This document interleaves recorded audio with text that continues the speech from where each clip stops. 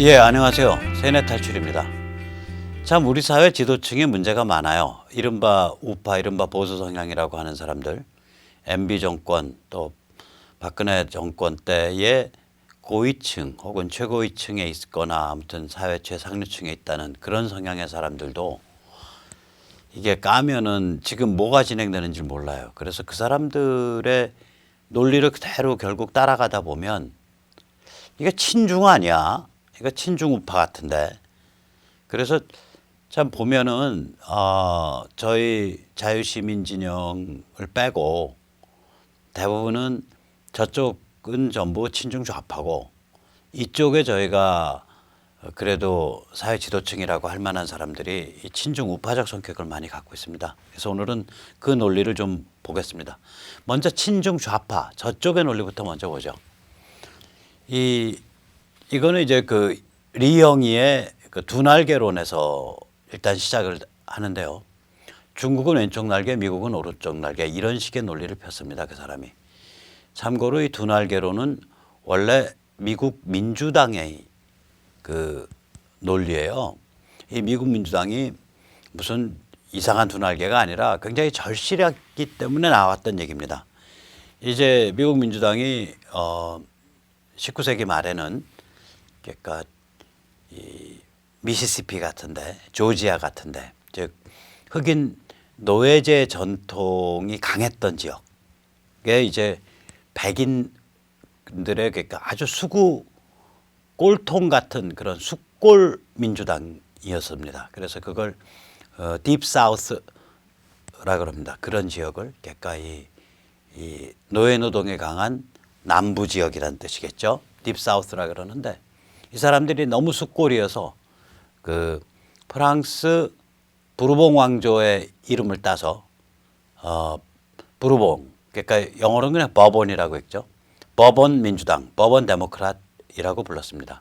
그러다가 이제 19세기 말에 20세기 초에 도시에 있는 유대인 또 흑인 그 다음에 스코틀랜드인, 아이리시인 이런 사람들이 앵글로색슨이 주도하는 그 공화당에 들어가기 싫으니까 이런 사람들이 민주당, 도시민주당, 굉장히 진취적인 성격의 도시민주당을 만들었어요. 그러다 보니까 미국 민주당은 딥 사우스, 그러니까 남부 옛날의 노예 노동 지역의 그 숙골 세력하고 도시의 진취적인 세력 이 두 개를 다 가지게 된 거예요. 그래서 이걸 민주당의 두 날개라고 불렀습니다. 미국 민주당이. 참고로 우리 건국 대통령 우남 이승만 박사는 이 도시민주당 쪽하고 인맥이 아주 두껍습니다. 우드로 윌슨도 그런 사람이고요. 리영이가 이걸 이제 말하자면 표절을 한 거죠.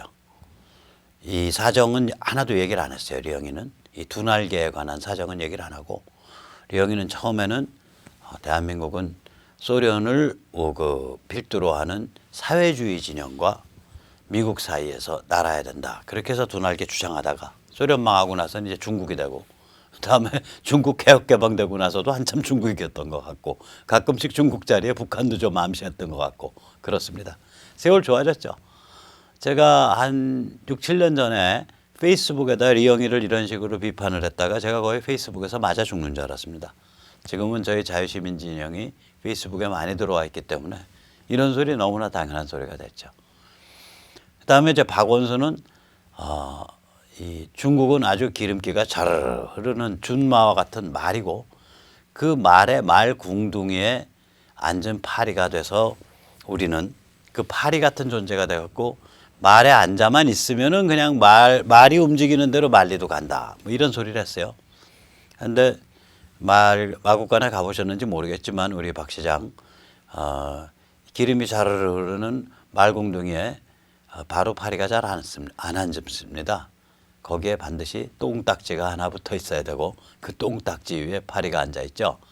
그래서 결국은 실제로는 어떤 형태가 되냐. 말궁둥이 위에 눌러붙은 똥딱지 위에 앉은 파리가 되는 거죠. 이 정도로 비굴한 얘기를 합니다. 저 사람들이. 문재인은 이게 대통령 되게 된 다음일 거예요. 베이징에 방문을 갔을 때 아마 베이징 대학의 연설인가 했을 때 중국은 태산이고 한국은 동산이라고 스스로 무릎팍을 꿇었죠. 깨까지 이해찬이 그 나경원 발언에 대해서 국가원수 모독죄 이런 말을 하는데 문재인 스스로가 태산과 같은 중국을 섬기는 동산의 두목으로서 자기 자신을 포지셔닝 시켰기 때문에 문재인부터 스스로 국가원수 모독죄에 해당합니다. 자, 이 사람들이 이렇게 이제 친중 논리를 아주 그냥 이 사람들은 노골적으로 펴요, 좌파들은. 그리고 이제 사람들 이제 겁줄 나고 이제 장사정포 서울 불바다 뭐 그다음에 핵무기로 이제 다 북한한테 잘못 까불면은 핵무기로 다 골로 가는 속 있으니까 우리가 평화를 하기 위해서는 북한을 섬기고 살아야 된다. 뭐 이런 주장이죠. 그래서 그런 그 주장을 핵심적으로 나타내는 슬로건이 전쟁이나 평화냐. 이 슬로건은 원래 노무현 때부터 나와갔고요. 이게 사람들을 확 휘어잡았던 건 천안함 그리고 연평 복역 때 사람들을 휘어잡았습니다. 2010년에요. 2010년에 있었던 지방자치 이제 선거였을 거예요. 거기서 이제 민주당이 내걸었던 구호가 제가 기억하기로는 전쟁이냐 평화냐였습니다. 그리고 요새 그쪽 동네 모 의원은 제가 이게 말로 들었지 인터넷상에서 확인이 안 돼서 그냥 모 의원이라고 표현하겠습니다. 안에 지금 다 망했는데 무슨 일로 일대 연구소를 뒤늦게 뒷북치고 만든다는 거예요. 이 사진, 그 그림에도 나와 있듯이 우리가 동해 절반, 그 다음에 큐슈, 그리고 오키나와 열도, 그다음에 타이완, 필리핀 열도, 그리고 모르네오, 그다음에 남진아해 이렇게 이루는 제1도련, First Island Chain. 중국의 제1도련에서부터 꼬랑지처럼 나와 있는 사진에 나와 있는 저 까만 그 라인들이요. 말레카 해협, 미얀마, 스리랑카, 파키스탄, 인도, 호르무즈 해협, 사우디아라비아 반도 싹 아래로 휘돌아서 예멘, 아프리카로 건너뛰어서 지부티 이런 그 세계 전략적 핵심 그 해상 운송 루트, 에너지 운송 루트를 중국이 장악하겠다. 이게 일대잖아요. 이게 완벨트 아니에요. 이거를 한국에서 국회의원이라는 사람이 이렇게 하는데 글쎄요. 여러 가지 의혹이 많습니다. 그 사람에 대해서는. 아무튼 보죠. 뭐 앞으로 어떻게 될지. 그래서 이 친중 좌파의 논리는 대개 이런 식의 중국을 띄워주고 중국의 리더십이 좋다는 둥, 시진핑 리더십이 대단하다는 둥, 뭐 중국이 앞으로 G2가 된다는 둥, 그 다음에 우리는 중국에 잘 붙어서 가야 된다는 둥, 이러면서 한편으로는 북한을 건드리면 우리가 재앙을 부르니까 전쟁을 피하기 위해서 북한을 옹호, 지지 혹은 섬기면서 살아야 된다. 뭐 이런 논리가 돼요. 친중 좌파 논리가. 이걸 조금 일단 들여다보죠. 이게 이제 핵심은 이게 사람들한테 설득력을 갖는 핵심은 어디에 있냐면 요새는 특히 중국이 이제 힘을 못 쓰게 되니까 전쟁이냐 평화냐 여기에 핵심이 있거든요. 문재인 찍은 사람들이 요새 많은 사람들이 문재인 때문에 나라 망했다 이 말은 하면서도 다른 한편으로는 그래도 문재인 때문에 전쟁이 안 일어나고 있다 이런 말을 한단 말이죠. 그러니까 이 전쟁에 대한 공포가 굉장히 심해요. 그래서 과연 북한이 어떠한 군사적인 힘을 갖고 있나 이거를 좀 살펴보죠. 제가 가끔씩은 이 군사적인 얘기를 하지만 저는 주로 추상적이고 좀 미국 쪽 사이드 얘기를 하지 이렇게 자세한 얘기는 할 실력이 못 돼요. 근데 주말에 제가 신윤근 선생의 그 강의를 좀 들은 적이 있어요. 그래서 피를 받아서 모르는 소리, 아는 소리 막 주워 삼아 보면 이렇습니다. 이 서울을 겨냥한 장사정포 여기에는 이제 자주식과 다연장 로켓을 포함해서 이게 약 340문 되는데 이 다연장 로켓이 한번 꼽아 넣으면 와장창 날아가니까 포탄의 몇 발이냐 이 포탄 발수로는 340문에서 약 3,500발에서 4,000발이 한 번에 쫙 날아갈 수 있어요. 그럼 다시 장전하는데 얼마 걸리냐? 1시간 걸려요. 다시 말하자면 1시간 동안에 여기 가만히 있을 리 없죠. 그러니까 3,500발에서 한 4,000발 정도가 맥스 서울 인근에 떨어질 수 있는데 이 연평도 때 보면요 이게 황당해요. 이 그림에서 보시다시피 연평도는 해주 끄트머리 땅에서부터 한 9km밖에 안 떨어져 있습니다. 근데 저희들이 볼을 쐈는데 200발 쐈는데 120발은 바다에 떨어졌어요. 연평도 넘어 떨어지든지 연평도 오다 떨어지든지 보통 연평도 오다가 떨어졌다고 봐야죠. 9km밖에 안 되는데 80발만 연평도에 떨어졌습니다. 근데 떨어진 것 중에 40발만 폭발했어요. 나머지는 뭐 논바닥에도 박히고 시멘트 농로에도 박히고 그 다음에 저기 어디야 그 보록구라 그러죠. 보록구에도 박히고 집에 안 터진 채로. 저기 저 뒤에 저 불 나는 거 나오잖아요. 저게 저 포탄으로 가지고는 저렇게 불이 안 나와요. 저게 일종의 불발탄이에요. 불량탄이에요, 저거. 저 포탄은 저런 식으로 불 안 납니다. 전쟁 영화 가만히 보세요. 폭탄 빵 터지고 나서 불 나는 거 봤어요? 일종의 지금 저거예요. 저기 그 불발탄일 가능성이 커요. 이 포탄은 왜 이렇게 불량의 재들이 많이 나냐? 포탄이 그냥 쇳덩어리가 아니고요. 그 안에 이제 그러니까 정확히 표현하면은 뇌관 그러니까 땅 때려주는데 그 프라이머라 그래요 영어로는. 그 다음에 그거에 의해서 폭발이 시작되면 그 다음에 이제 보내주는 놈이 있죠. 이걸 쭉 그걸 작약이라 그러죠. 그 프로펠란트라 그러거든요. 그 다음에 그것에 쭉 보내준 놈이 있으면 그 뒤에 탄두가 있을 거 아니에요. 프로젝타일. 그 다음에 신관이 있다. 그 퓨즈. 이렇게 뇌관, 작약, 탄두, 신관 이렇게 한 4가지 구성 요소로 돼 있다 그래요. 근데 이게 다 화학 물질 아니에요. 폭약이라는 게. 그래서 한 15년마다 이거를 전부 개비를 해줘야 돼요. 다시 바꿔줘야 돼요. 그러니까 해체해서 전부 화약 종류 전부 다시 털어내고 다시 채워놓고 다시 결합을 시켜줘야 된다고요. 그리고 보통 때 보관할 때도 그 습기라든지 온도라든지 이런 걸 신경을 써서 보관을 해줘야 돼요. 안 그러면 화약이 급속하게 이 성능이 저하되고 이상해진다고요. 관리가 안 되는 거죠. 이게 10kg가 나간다고 계산상으로는 그러는데 화약에 작살이 나 있어서 5kg 나가다 말고 뭐 이런 식이죠. 이게 지금 북한이 그러니까 장사정포라 그래 봐요. 그래서 그 얘기가 맞아요. 그러니까 북쪽 창문, 북쪽 문 근처에 앉지 말고 콘크리트 벽 한두 개. 그러니까 아파트 같으면은 되게 북쪽에 이제 다용도실이 있고 쪽창이 있고 그렇잖아요. 또 문간방이나 저기 옷방이 있고 그런 데 있지 말고 이쪽 남쪽에 있는 안방에 있으면 다칠 일 없다 이거죠. 그러니까 벽을 또 못 뚫어요 얘들이. 그러니까 관통형이 없어요. 충격 신관밖에 없어요. 그러니까 닿으면 빵 터지는 거. 벽을 뚫고 들어가서 터지지를 못한다고. 그러니까 폭발은 외부에서 일어난단 말이죠. 그러니까 이게 우리가 이 장사정포니 뭐 이런 거 가지고 서울 불바다 되고 뭐 하루에 6만 명씩 죽어나간다고 그 홍준표 대표도 미국 갔다 와서 뭐 그런 소리 했었죠. 2017년 가을인가. 그거 다 촌놈 겁주는 소리입니다. 그러니까 본인이 촌놈 겁주는 의도가 아니었다 그러면 본인이 되게 무식한 얘기예요. 근데 이런 얘기는 우리 쪽에서도 많이 한단 말이에요. 굉장히 많이 하죠. 굉장히 많이 해요. 상식처럼 얘기하는데 사실은 현실하고는 좀 맞지 않습니다. 부정확한 얘기입니다. 그러니까 북한 무력을 신화시켜 가지고 그러니까 우리는 북한을 영생교를 계속 인정을 해야 되고 그러니까 전쟁을 피하기 위해서는 중국을 잘 섬겨야 된다. 뭐 이런 논리가 되는 거예요. 이제 이 촌놈 겁주기가 이제 핵무기로 가면은 더 웃기죠. 그러니까 뭐냐면 이거는 미국이 선방으로 패면은 그냥 끝장나는 게임이에요.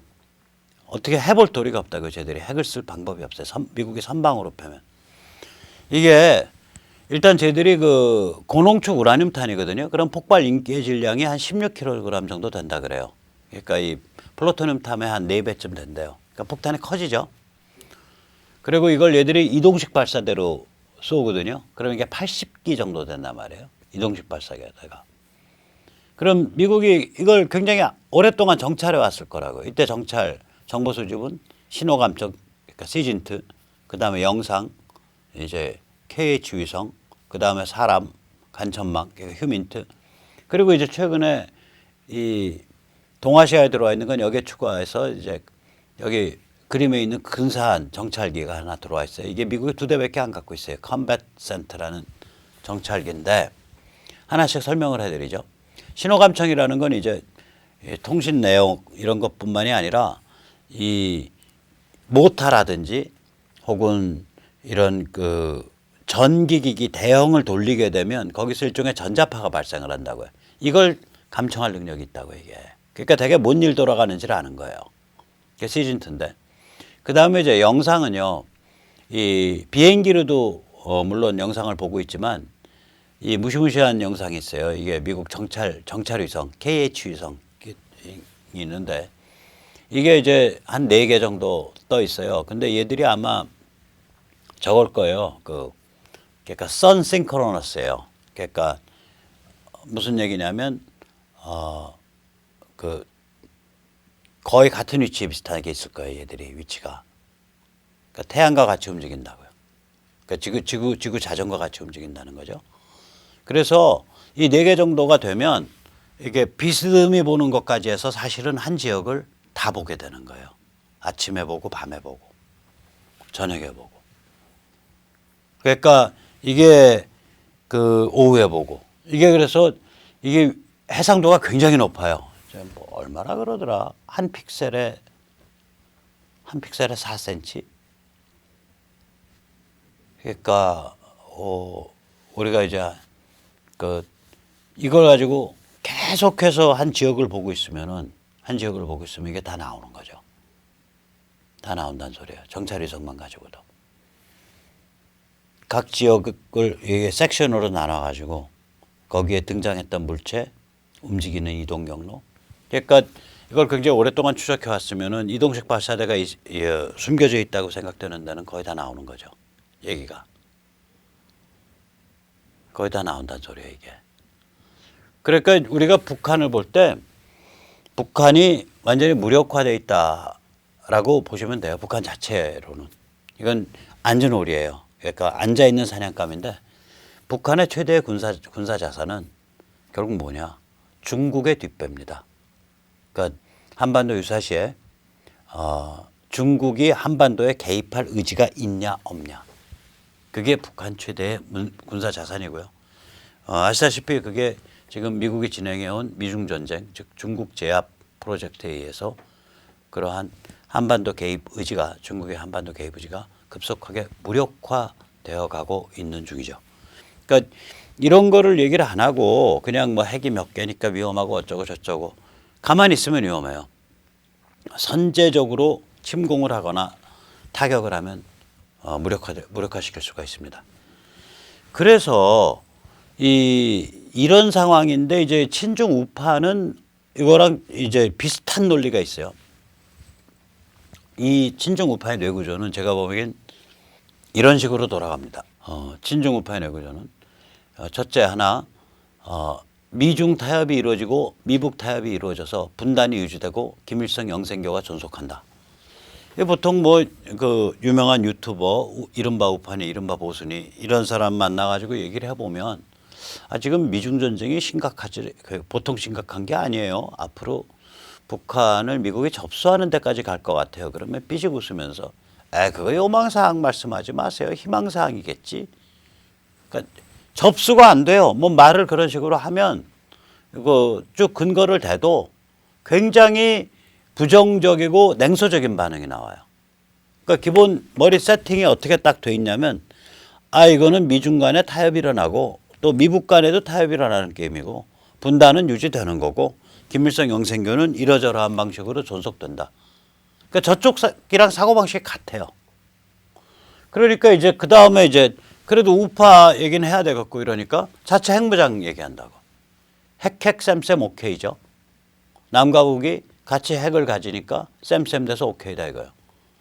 그러니까 우리는 세계 경제에 직결되어 있는 경제니까 핵무장하고 NPT 탈퇴하면 우리는 골로 갑니다. 그걸 떠나서라도. 첫째, 핵 쌤 오케이가 아니거든요. 전에도 말씀드렸지만 저희들은 100만, 200만, 300만 죽어도 눈 하나 깜짝 안 해요. 지배계급만 안 죽으면 돼요. 빵값하고 내려가서. 우리는 어떤 얘기예요?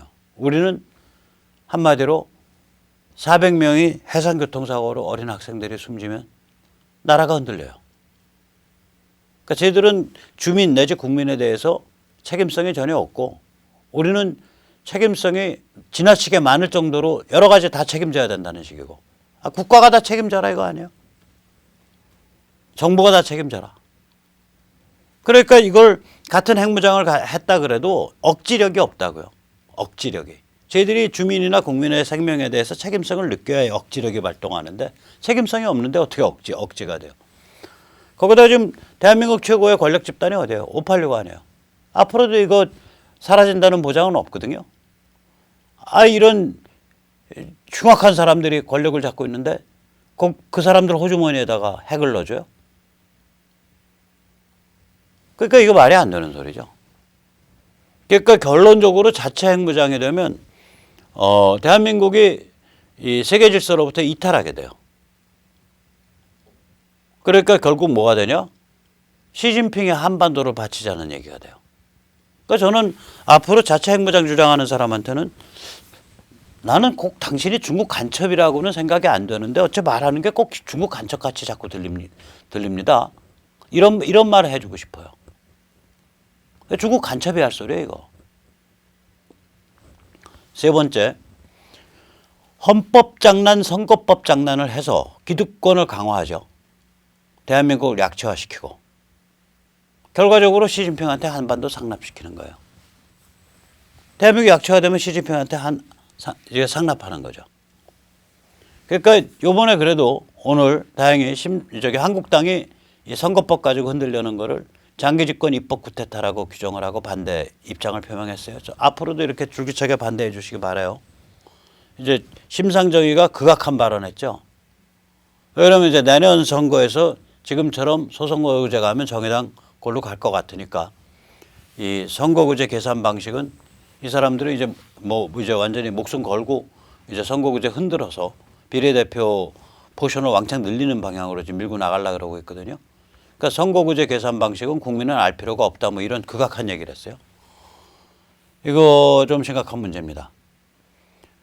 그러니까 이런 식의 그러니까 뭐냐면 헌법 흔들고 선거법 흔들어서 기득권을 강화하고 대한민국을 약체화시키고 그다음에 앞으로 미중 전쟁은 타협으로 갈 거고 미북 관계도 타협으로 갈 거고 분단은 유지되고 김일성 영생교는 존속될 거고 이런 사고 방식이거든요. 그러니까 분단은 유지하고 미국과 중국 사이에서 줄타기 하고 미국의 행정부는 노무현을 공격해달라. 아니 노무현이란다. 문재인을 공격해달라. 옛날 부시 노무현 관계처럼. 너 왜 문재인 공격 안 하냐? 너 나쁜 놈이네. 트럼프 개객기네. 이렇게 되는 거예요. 스토리가. 이게 이 사람들이 겉으로 드러내건 친중이 아닌데 이 프로그램을 쭉 이 사람들 말대로 진행을 하다 보면 이거는 시진핑 입에 한반도 대한민국을 쌈 싸서 넣어주는 게 돼요. 희한한 사람들이에요. 희한한 사람들. 이걸 예를 들면 이 사람들이 지금 자한당과 같은 야당이 이렇게 치고 나가야 되거든요. 우선 첫째, 미국의 중국 제압, 다시 말해서 미중 전쟁에 대해서 이게 조명을 해줘야 돼요. 국회의원들이 나서서 예를 들어서 이런 세미나 하면 얼마나 근사해요. 국회의원들이 한 서너 명씩 나서서 미중 전쟁과 새로운 세계 질서의 태동 이런 거 했다는 얘기 못 듣잖아요 지금. 또 이런 주제를 가지고 방미단을 꾸려서 자유한국당 같이 이런 좀 쪽수가 되는 정당이 한 10명, 20명 방미단 꾸려갖고 미국 방문하고 거기서 조야의 주요 인사들 만나고 그래서 국민들한테 그거를 그림을 연출해주고 메시지를 연출해주고 안 하잖아요 이거.